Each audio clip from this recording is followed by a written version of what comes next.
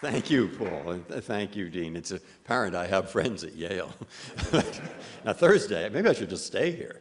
I mean, on Thursday, I have to go back to Washington, where there are those who take a somewhat less elevated view of my character and competence. But anyway, you think you're going to get an answer to this question? I don't know why, but this introduction reminded me of an old story people used to tell of Lyndon Johnson during the Vietnam War, which was not a happy event for our country. And during that time, he got into a fight with his speechwriter, and he had to give a speech. And he started reading from the cards that the speechwriter had prepared.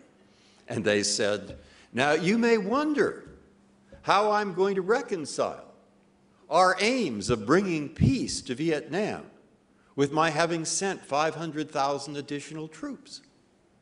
You may wonder how I'm going to bring together our lofty objectives in the world with the terrible views that others are taking of us because of this incident.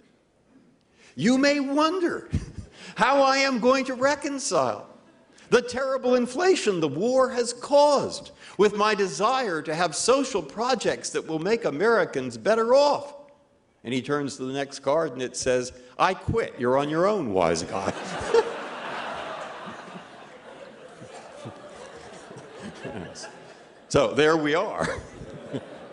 Now, it's true, yesterday I was starting with an idea. The idea is a simple one, that this Constitution was meant to be workable. That meant it isn't just words on paper, it's meant to work for people in the United States. And as part of that, the framers thought, or many of them, that it was a fairly good idea to give the Supreme Court the power to review the lawfulness of statutes measured against the Constitution. And it is also true that they didn't seem to ask the question of, well, if these people are so no purse, no sword, nobody's heard of them, they're just these bureaucrats that sit there and decide things and they'll try to be fair. That's about the most we can say for them. They will try to be fair and they won't disturb us too often. Why would anyone on these major issues that they feel so unpopular, so terrible, so strongly and maybe so wrongly decided they're all thinking about the court? My goodness, why will they ever do what the court says? And that was the question we asked. And then I gave some examples, which of course don't give an answer, but are meant to make you or others think about the problem and think that we've come, in a certain sense, a long way, and we do have a treasure there. And so if you want to know how are we going to get people to continue to do this, I hate to tell you, it isn't going to have much to do with the court. It's going to have quite a lot to do with the same question I get in Europe. I was at some event where they're celebrating the 200th anniversary of the French Civil Code, and one of the questions that comes up is one of the people there. The first question, actually, by the way, was he said, it's interesting, I've learned that we have put into this civil code after 200 years a lot of provisions that are designed to give equality to women. So why is it in 2 days of many, many speeches praising the civil code, there hasn't been one woman who was invited to give the speech? And then he says the second question is, what do we do with the civil code now that we're in a world? And the third question, though, how do we teach the values in the civil code to our children and our grandchildren?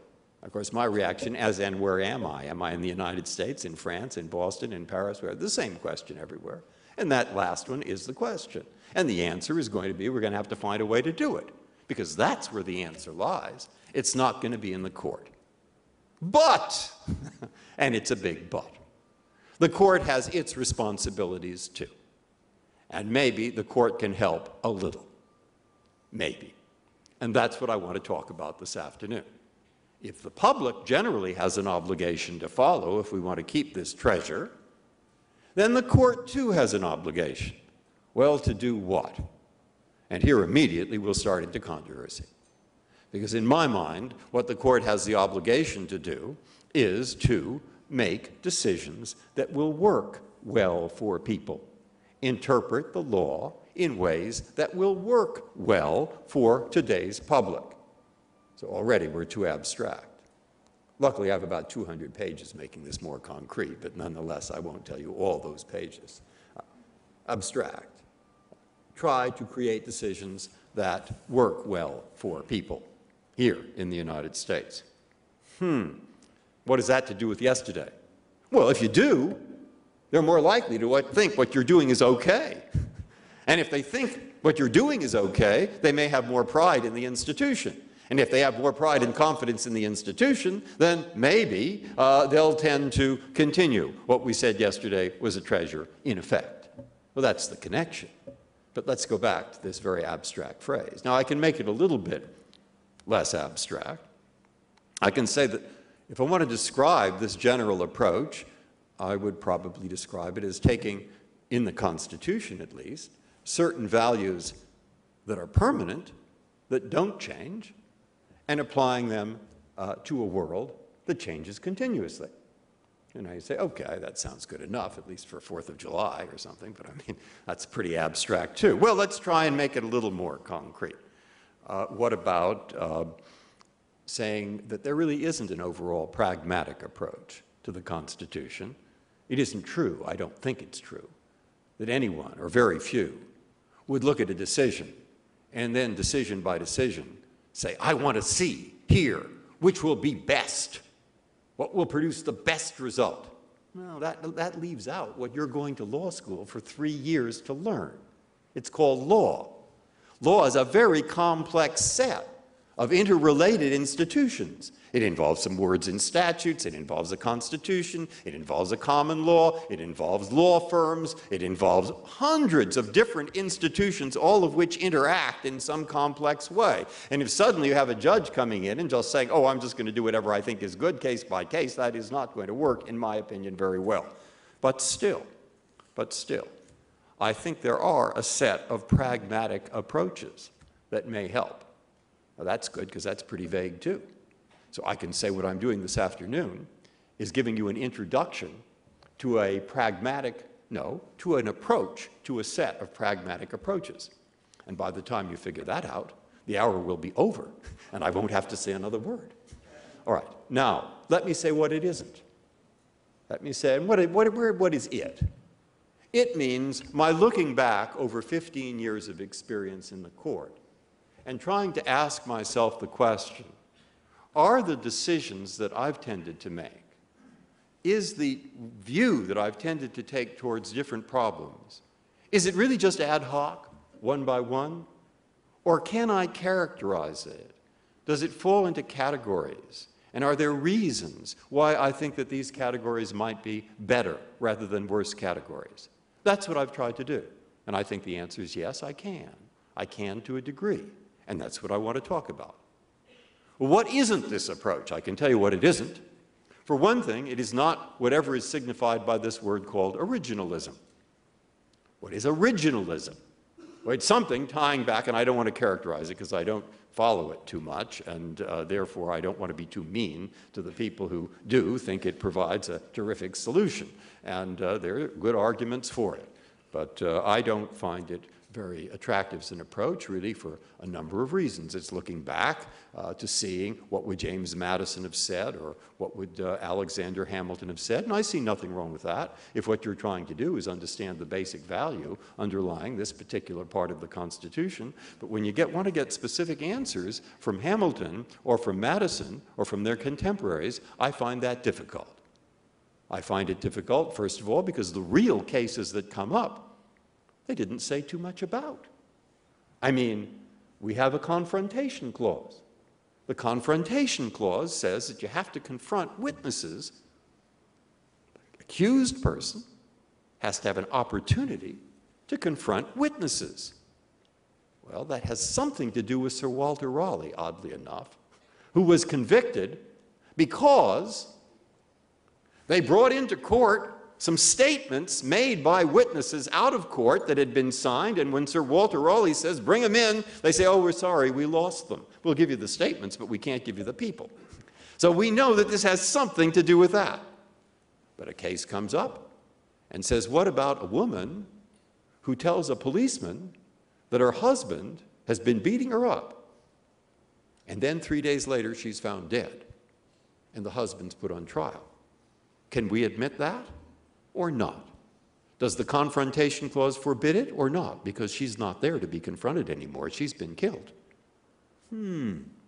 Let's ask Madison. He doesn't say. Can we ask Sir Walter Raleigh? He's gone. Not even Blackstone tells us the answer to that. And I've just given you an example because I think that the statement was well made by Justice Jackson. He says often, he says, that history is as enigmatic as Joseph's dream. That's good. I like that. Good phrase. And he had many good phrases, and that's one of his better ones. And I have to say subjectively, case after case after case, where I find that history pretty enigmatic. And if we want to decide on the basis of what Madison would have said about such a thing if anybody ever asked him and they never did, let's hire 9 historians and not 9 judges, because the historians will fight. But it's at least possible they'll come closer to the right answer. But a more important reason, I think, as to why I find it so difficult to follow, is because often the relevant thought of the framer is not really exactly how they would have decided this case. It's often what kind of a provision they were writing. And what I mean by that is if you see the word 2 senators in the Constitution, that doesn't mean 3. It didn't mean 3 then. It didn't mean 3 now. And you can change the world as much as you like. It's never going to mean 3. But when you see the words interstate commerce, you can't be certain, but you probably think that the framers intended the content of those words to change over time. They didn't know that we were going to have the internet or television, but they thought that these words will pick up, now fill in the blank, but we do know that the most that they could have thought of is the words will have different content as time progresses. And that's true of a lot of words in the Constitution. Did those who wrote the 14th Amendment, who saw segregated schools, and who didn't think, apparently, that these words are going to stop segregated schools, at least not now? Did they think, at least not now?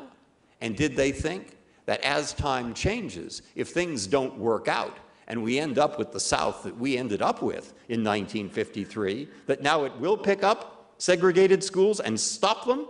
I think that absolutely. I think that absolutely. And that's pretty universal. But note the nature of that intent. The intent was to serve a purpose, a certain kind of purpose. And when that purpose is not served, the content of what fills in the blank of what's forbidden or not changes in light of what the overall purpose was. Is this a provision that changes, or is it not a provision that changes? And often they don't express a view on that any more than they expressed a view about whether originalism or something else would be the right way to interpret the Constitution. They said not a word about it. Then another reason that I don't particularly favor this particular approach is because often, it seems to me, it's not very transparent. That is, at least if you're uncertain, and at least if you see a lot of purposes going in different directions, and you see precedent going in different directions, and you see consequences that will come out one way or the other, and you want to write about those because you think you're relevant, you write about them.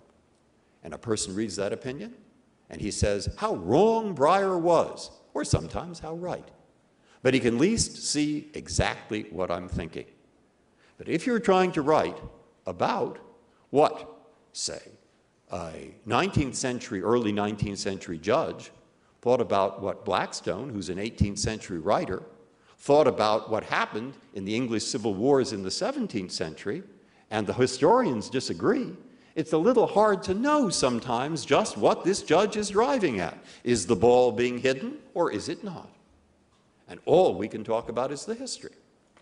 And then a fourth reason, and now I'm coming to the main point, is if in fact, well, that were the Constitution, if in fact that is what we're supposed to do, if in fact it turns out that there was flogging in the Navy in 1780, and that means that it's okay, not cruel and unusual punishment to flog people today, or if in a society that people hoped would evolve in 1865, just after the Civil War, they thought maybe there will be segregated schools for a while, and that means we're supposed to keep them for all time.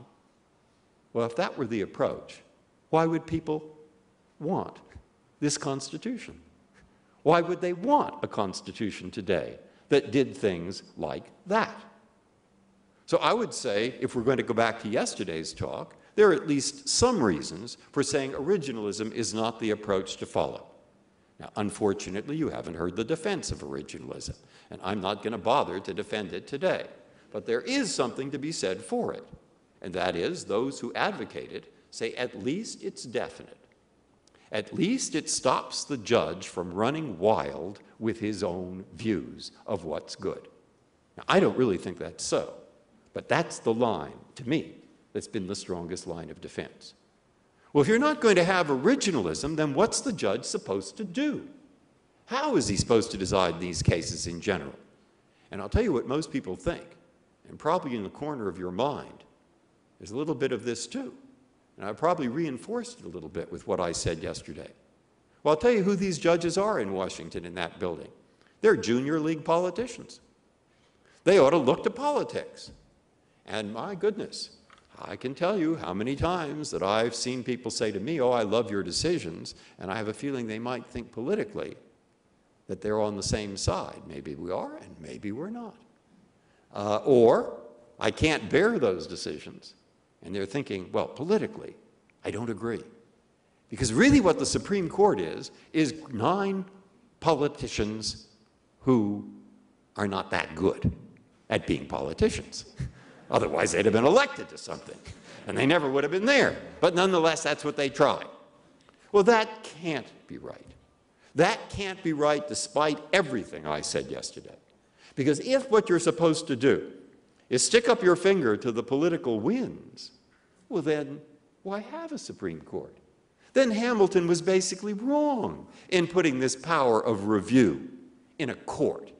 If he wanted a politician, let's get some. Give the power to Congress. But it can't be right that the judges should sit there and test out the political wind. Well, if it's not going to be the political wind, and if it's not going to be a definite thing like originalism, what is it? Well, maybe it's just doing what you think is good. That's where I started, after all. And I said that won't work. And by the way, 10 minutes has passed, or 7 anyway. And I still don't think it'll work. Because if you get 9 people up there, and they're all trying to do whatever they think is good, in a particular instance, you will discover they disagree all the time. And indeed, different people think different things are particularly good. And certainly, over time, you won't get very much coherence. But that's what people think. They think either they're up there deciding what they think is good, or they're acting like junior league politicians and not telling us the truth about what that. Or we better have a definite theory, like originalism. And originalism isn't perfect, but it'll at least hold them in check.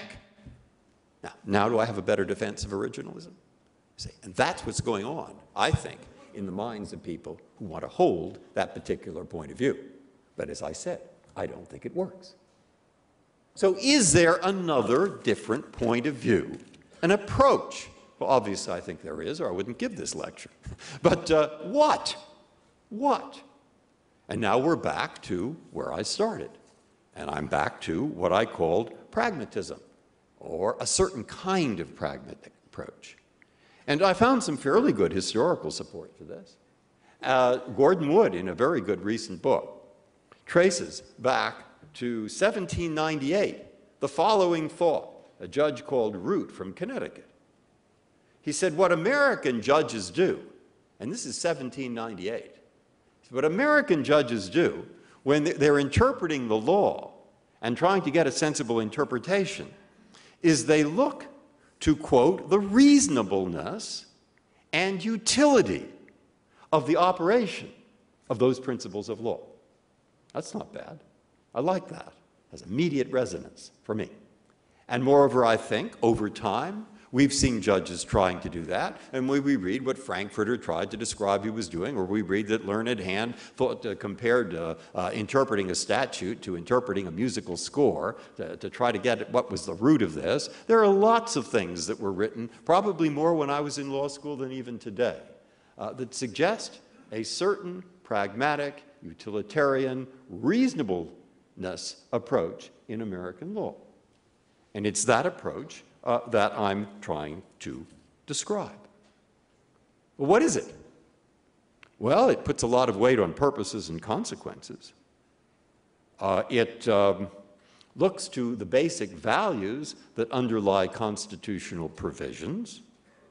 It looks to, I think, the fact that when they wrote the document, the framers created several institutions of government, and they expected that those different institutions of government, while balancing each other to some degree, would work together in order to produce a government as a whole that worked well for Americans. Well, we're making a little advance, not too much. Will this put judges out of control if they try to work on some kind of pragmatic basis? Will they suddenly and secretly substitute their own desires? There are lots of checks.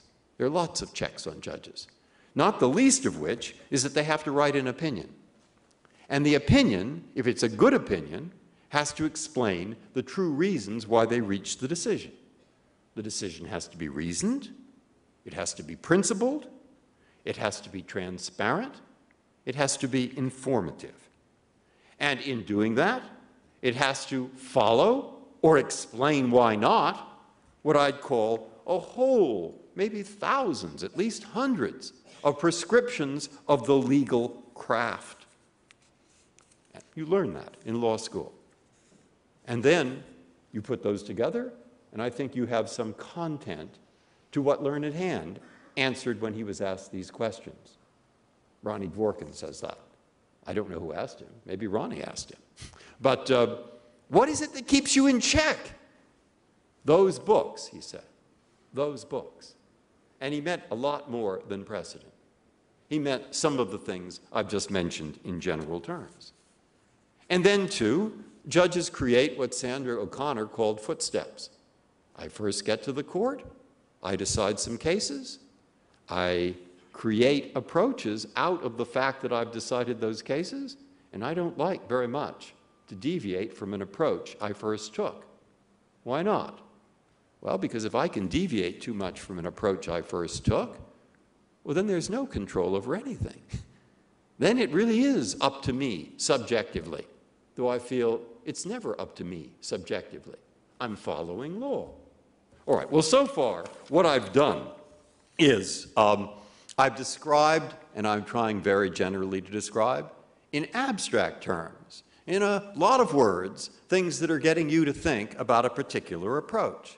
And sometimes I analogize that, the arguments among judges, to a kind of moral argument. What do we do when we have a moral argument with somebody? What do we do when we have an argument with someone about what the right thing to do next? The right thing to do is to take him to the movies. I can't stand him. Do I have to take him to the movies? Well, think of all he did for you. All right, so now we're arguing about this, and is it right or is it wrong? And what we do is we refer to principles, and then we refer to facts, and then we refer to consequences, and then we're back at principles, and the argument gets all mixed up between principles, between facts, between predictions about what will happen, about what we did before, and if you start thinking about that, it's pretty similar to the kinds of arguments that go on in court. Oh dear, this is all so complicated. Can I try to make it simpler? All right, let me try to do this, and let me take 15 or 20 minutes, maybe a little longer, giving you some examples of what I mean. Because up there at the top level, I think of the words principles that don't change, applying to circumstances that do. And I think of the words a set of institutions, not one, that's supposed to cooperate with each other to try to produce results that the government as a whole will work well for people. And then I think, but you can't decide cases bit by bit. And then I've learned over time, at least it seems to me, that there are sets of attitudes that judges can take in respect to particular kinds of cases that don't guarantee wonderful results in any particular case, but over time help produce better results, because over time they help the court work better with some other institution. Now, I'll give you an example.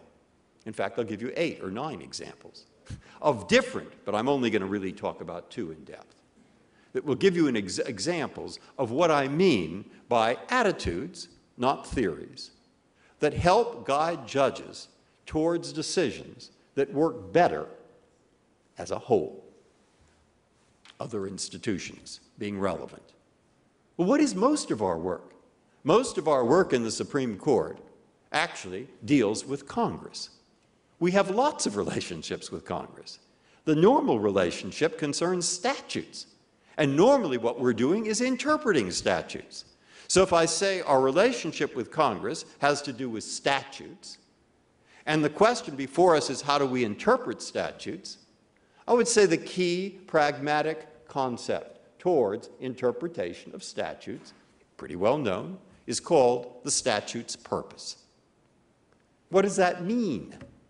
Well, all judges, whenever they interpret a statute, have the same basic tools. They read the language. They look at the history. They look at tradition. If it's a word like res ipsa loquitur or something, you don't know what that means, you look up the tradition. You look at precedent. You look at the purpose of the statute.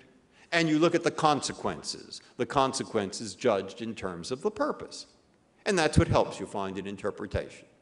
And what I'd say here is emphasize those latter 2, purposes and consequences, particularly in the Supreme Court, because the others will help you a lot less. Now, what's a typical statutory problem, so we can make this more concrete? I found a good example in a newspaper abroad. It turns out, apparently, there was a man who was going from Normandy. He was a school teacher, and he was going from Normandy to Paris, and he taught biology, and he had a basket, and he had 24 live snails in the basket. Right?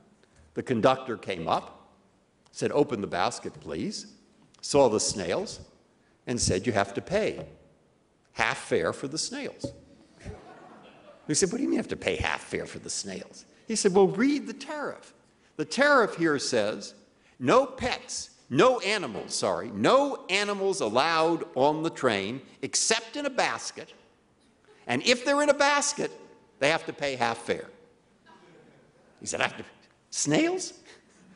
Snails have to pay half fare?" Well, now, it's a little puzzling, isn't it?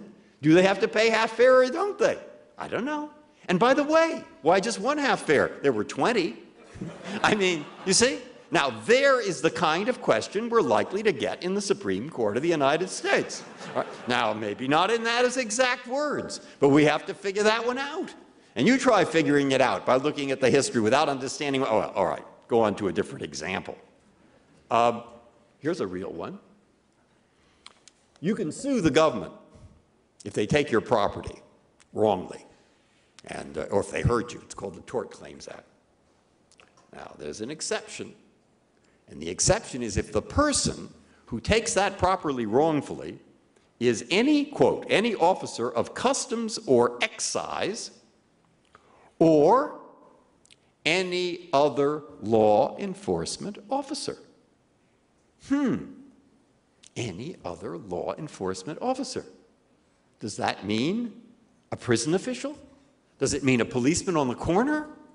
Or does it mean those other law enforcement officers that have something to do with customs and excise?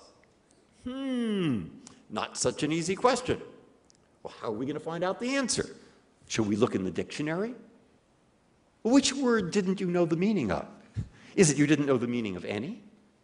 Or other? Or law? Or enforcement? Or officer? Which word will the dictionary help you with?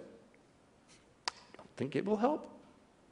Or let's do this. Let's say, how are these words used in ordinary life? Well, I don't know.